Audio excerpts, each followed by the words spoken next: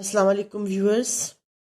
Today I have brought a new video upon the topic of adverbs and my sub topic is position of adverbs. जैसे कि आप जानते हैं कि मैंने अपनी प्रीवियस वीडियो में इस टॉपिक पे डेफिनेशन और काइंड्स ऑफ एडवर्ब्स या टाइप्स ऑफ एडवर्ब्स जो हैं वो इंक्लूड किए थे। तो आज जो है पोजीशन ऑफ एडवर्ब्स की टर्न है। तो इससे पहले कि हम आगे बढ़ें, मैं आपसे रिक्वेस्ट करूंगी कि काइंडली मेरे चैनल को लाइक, सब्सक्राइब और शेयर करें। और आज जो है हम अपने टॉपिक की तरफ आते हैं। Adverb of manner which answer the question how. अब हमने पढ़ा था कि एडवर्ब्स जो हैं, मैं एक रिकैप कर दूं कि एडवर्ब्स जो हैं they modify the verb, adjective and an other adverb. I have explained it in my previous video. तो इसमें यह adverb of manner जो है ये हमें बताता है कि how an action was performed, जैसे well, fast, quickly, carefully, calmly। लेकिन हम ये भी देखते हैं कि अक्सर जो adverbs of manner हैं वो ly पे एंड होते हैं। Are generally placed after the verb और after the object.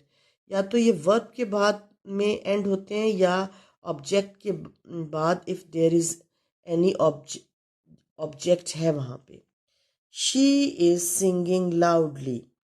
She is singing loudly. अब सिंगिंग जो है ये वर्ब है और इसको ये मॉडिफाई कर रहा है लाउडली। तो how she is singing loudly adverb of manner है। और जैसे ये एल वाई पे भी एंड हो रहा है। She spoke English well. She speaks English well. तो इसमें हमने देखा कि ये वर्ब स्पीक को ये वेल जो है ये मॉडिफाई कर रहा है, ये एडवर्ब ऑफ मैनर है और यहाँ पे English as an object use हुआ है। सारा इज ड्राइविंग केयरलेसली। ड्राइविंग जो है ये एक एक्शन है, एक वर्ब है। Carelessly, how it is being performed carelessly. So carelessly जो है वो एडवर्ब ऑफ मैनर होगा। Students were listening to the lecture. Students were कौन सा एक्शन परफॉर्म कर रहे थे? लिसनिंग लेक्चर को carefully. Students were listening to the lecture carefully. तो हमें अब पता चला है कि लेक्चर यहाँ पे एज ए ऑब्जेक्ट आएगा, वर लिसनिंग टू द। तो ये लिसनिंग का जो एक्शन था ये केयरफुली परफॉर्म हो रहा था। तो carefully will be adverb of manner. It is raining heavily. It is raining. Raining is again an action. तो ये कि बहुत मूसलाधार बारिश हो रही है। It is raining heavily. तो यहाँ पे ये एडवर्ब ऑफ मैनर है। अब एडवर्ब ऑफ प्लेस, जैसे here, there, every, when and of time. और टाइम के कौन से होते हैं? जैसे now, then, yet, today, next Sunday are usually placed after the verb, जैसे और after the object if there is any. अब दे आर कमिंग हेयर, तो ये एडवर्ब ऑफ प्लेस हो गया। कमिंग, कमिंग जो है ये वर्ब है और इसको ये मॉडिफाई कर रहा है here. Someone is talking outside. अब यह अगेन एडवर्ब ऑफ प्लेस है। टॉकिंग जो है ये एक्शन परफॉर्म किया जा रहा है। They live somewhere in France. They live ये वर्ब है और somewhere in France. Somewhere is again adverb of place. I met him yesterday. Yesterday is adverb of time. Adverb of time है I met him yesterday. He went downstairs. Downstairs is adverb of place. तो he went, देखें ये actions हो रहे हैं इन सब examples में और either adverb of time or adverb of place are modifying them or telling us more about them. When there are two or more adverbs, अब जो position of adverb का सवाल कहाँ पैदा होता है? जहाँ when there are two or more adverbs after a verb and its object, the normal order is, जब अगर ज़्यादा एक सेंटेंस में एडवर्ब्स हों तो उनकी पोजीशन क्या होगी? तो ये पोजीशन है, पहले एडवर्ब ऑफ मैनर आएगा, एडवर्ब ऑफ प्लेस आएगा और एडवर्ब ऑफ टाइम आएगा.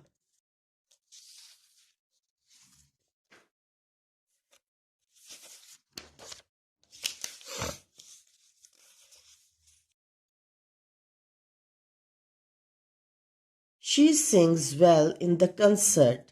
अब देखें शी सिंग, इसमें she sang well in the concert, sang verb है और well is adverb of manner और in the concert जो है ये adverb of place है. She sang well in the concert, adverb of place. She, तो आप हमने देखा कि adverb of manner पहले आया है और adverb of place उसके बाद आया है. We shall go there tomorrow. We shall go there tomorrow. अब देखें कि we should go there tomorrow. तो इसमें हमने देखा कि go जो है ये एक्शन है, ये वर्ब है और there is adverb of place है और tomorrow is adverb of time. तो adverb of place जो है वो पहले आया है, उसके बाद adverb of time आया है. He spoke earnestly at the meeting last night. अब देखें ये एक एग्जाम्पल है जिसमें spoke, इस स्पीकिंग का जो वर्ब है इसको मॉडिफाई कर रहा है. earnestly, spoke earnestly, earnestly adverb of manner, ly भी है इसके एंड पे, जैसे most of the cases adverb of manner में होता है. spoke earnestly at the meeting, at the meeting adverb of place, last night adverb of time. तो आपने देखा सीक्वेंस नोट किया है कि जब एक सेंटेंस में एक से ज़्यादा एडवर्ब होंगे तो पहले एडवर्ब ऑफ मैनर आएगा, एडवर्ब ऑफ प्लेस आएगा और फिर एडवर्ब ऑफ टाइम आएगा. एडवर्ब्स ऑफ फ्रीक्वेंसी की तरफ आते हैं. विच answer the question how often. How often के एक एक्शन तो परफॉर्म हुआ है लेकिन कितनी दफ़ा. How often, always, never, rarely, usually, generally, certainly are adverbs, or there are certain other adverbs, almost, already, hardly, nearly, just, quite, are normally put before the subject and the verb if the verb consists of one word. अगर verb सिर्फ एक जो है word पे consist है तो ये subject और वर्ब के दरमियान आते हैं adverbs of frequency. If there is more than one word in the verb then we put it after the first word. अगर मोर वर्ड है, जैसे word in, there are more than one word in the verb, जैसा कि हम देखते हैं, हम इसको इंशाल्लाह डिस्कस करेंगे. जैसे मेन वर्ब और ऑक्सिलरी वर्ब होता है तो ये फर्स्ट वर्ब के बाद आएंगे. तो हम इसको एग्जाम्पल्स की मदद से एक्सप्लेन करते हैं. His wife never कुक्स.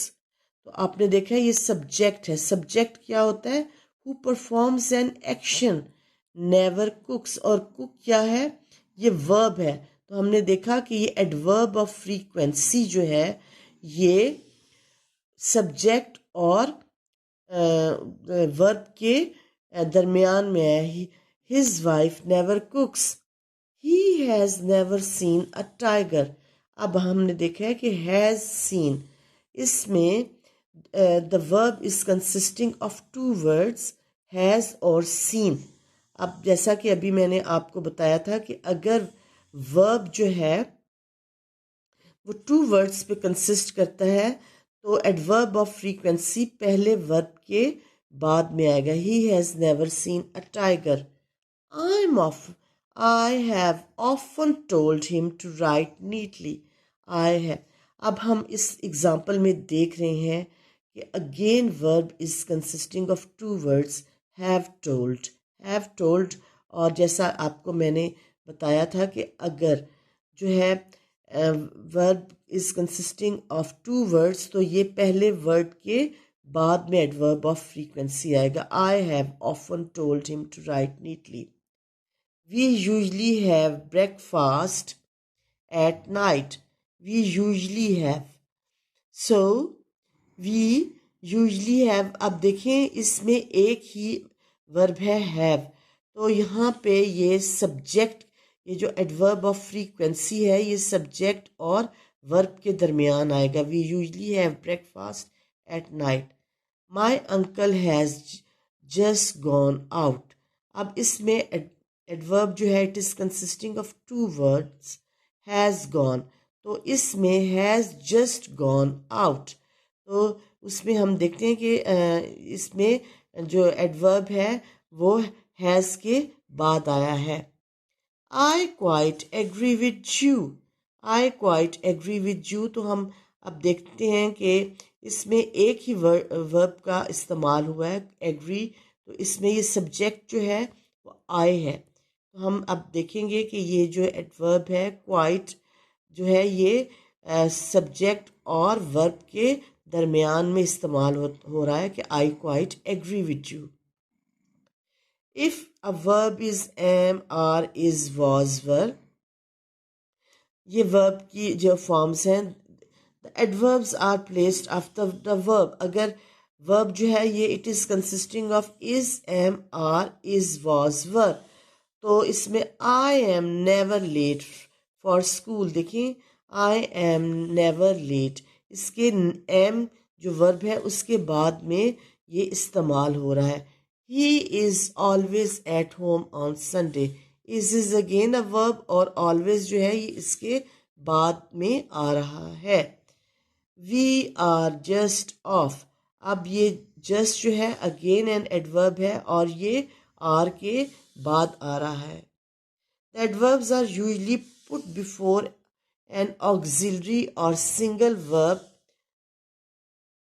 when it is stressed, कि auxiliary before an auxiliary or the single verb, जब अब there are exceptions also, exceptions कब है कि जब इस पे जोर दिया जाता है, जब इस पे स्ट्रेस दिया जाता है तो ये ऑक्सिलरी या वर्ब से और सिंगल वर्ब से पहले आएगा। Sam has come late again. Sam has come late again. Yes, he always does come late.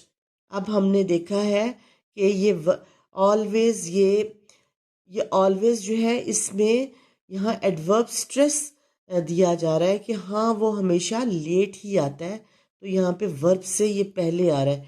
He always does come late. When will you write the essay?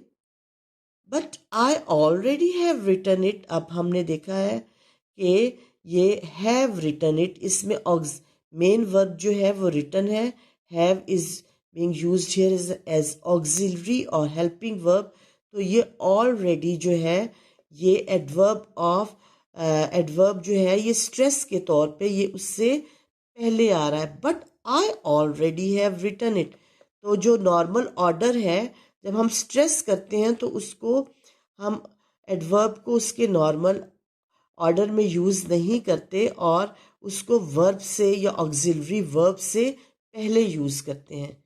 Will you be free on Sunday, अब आप देखें तो इसमें ये I usually am free on Sundays. I usually again am जो है ये इस वर्ब से ये पहले यूज हो रहा है यूजली, क्योंकि यहाँ पे इसको स्ट्रेस किया जा रहा है, इस पे स्ट्रेस हो रहा है। Don't you eat meat?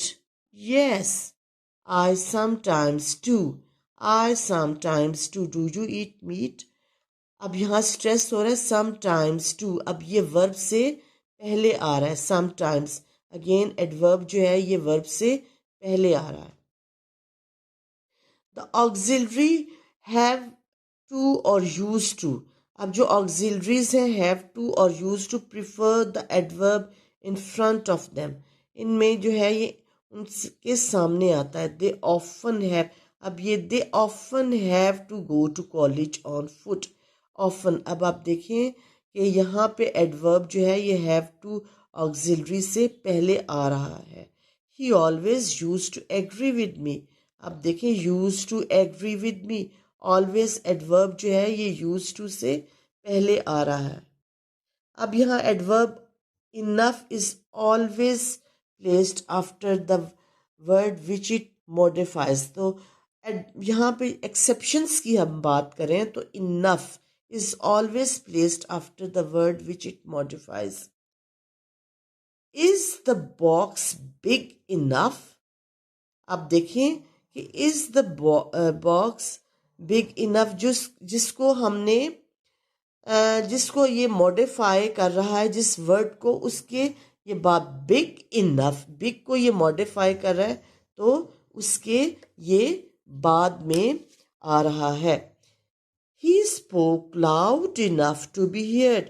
अब हमने देखा है कि इनफ जो है एडवर्ब वो लाउड के बाद आ रहा है, loud enough to be heard. तो हमने देखा है यहाँ पे अगेन जो है एडवर्ब बिग को, बिग क्या एडजेक्टिव है उसको मॉडिफाई कर रहा है इनफ, और उस पर स्ट्रेस दे रहा है और उसके बाद आ रहा है he spoke loud enough. Loud जो है इसमें ये अगेन जो है उसको आप कह सकते हैं कि एडवर्ब ऑफ मैनर है। तो enough to be heard, enough जो है इसमें उसको स्ट्रेस किया जा रहा है। तो उम्मीद है आपको ये वीडियो पसंद आई होगी। एग्जाम्पल्स की मदद से मैंने एक्सप्लेन किया है। तो दोबारा मैं रिक्वेस्ट करूँगी कि मेरे चैनल को लाइक, सब्सक्राइब और शेयर करें, और kindly don't forget to press the bell icon. और इंशाल्लाह soon I will be with another video. Until then मैं आपसे खुदा हाफिज़ मांगूंगी, और take care of yourselves and खुदा हाफिज़।